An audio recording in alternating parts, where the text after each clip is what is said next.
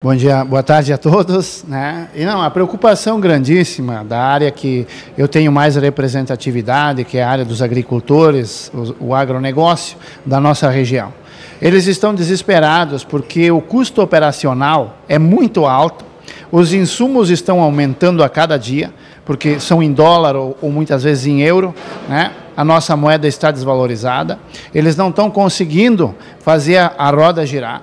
Tiveram que fazer grandes empréstimos com bancos e cooperativas há um tempo atrás, aí, quando nós tivemos as intempéries e também na época da pandemia.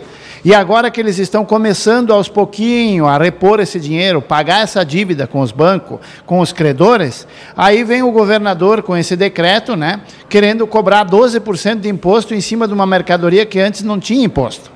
Então, o que a população que não é ligada ao campo tem que entender é que quando você vai fazer um plantio, você calcula a tua despesa baseado na venda e no imposto.